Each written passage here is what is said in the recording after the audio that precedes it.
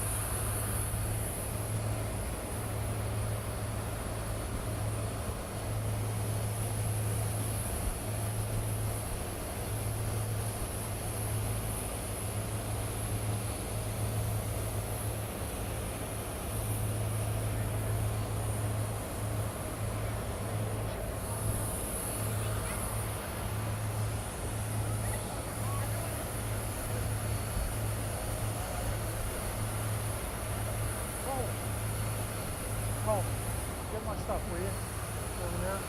Take it with you, thank you.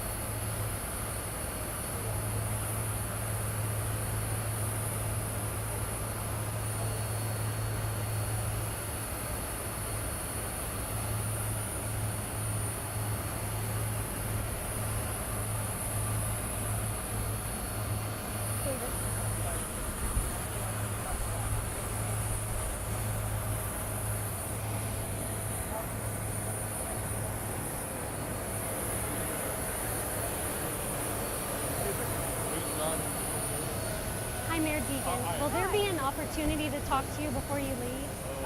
If you want to do it here, I'm getting ready to jump on a flight to go to Minnesota for a wedding. Oh, okay.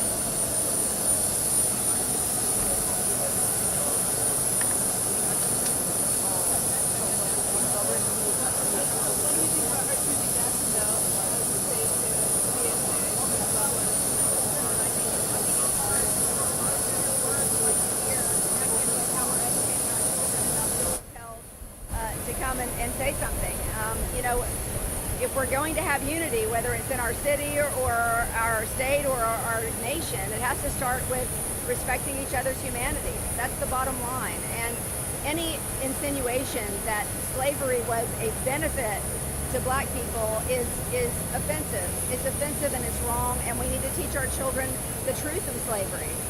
It was a savage, horrible thing, and unless we face our demons, I don't know how we move forward to have a better future. We have got to pull back on some of this and start to speak to each other differently, and frankly, I'm grateful she's here to shine a light on it. Do you expect Washington to do anything to try to make a change to these new state education rules? I don't know. I mean, this is also new. I have to admit to being very surprised at this language. I never thought I would see the day that we would see slavery cast as a benefit to black people in any sort of state language, educational language. I want our children to be educated about the truth of slavery, about the truth of our history. And that doesn't vilify anybody. That simply helps us to have a roadmap for going forward in a way where we have a positive future.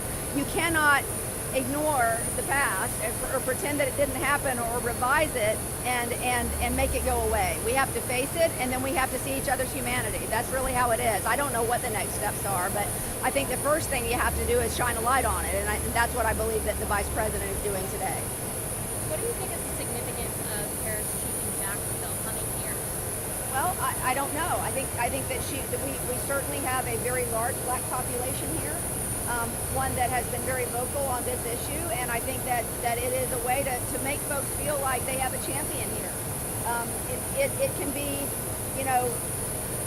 very disconcerting to hear people talking in these terms about slavery and hear that cast as some sort of woke something or other. It is simply the fact of our history that slavery was an aberration. It was something that we should feel like we never want to repeat again, and yet somehow we keep trying to whitewash it, and we cannot do that if we're going to move forward with each other. Do you have any power in your disposal in the mayor's office to push back against the school district if they're teaching things that you think are inaccurate history or that aren't aligned with what the federal government wants us to do?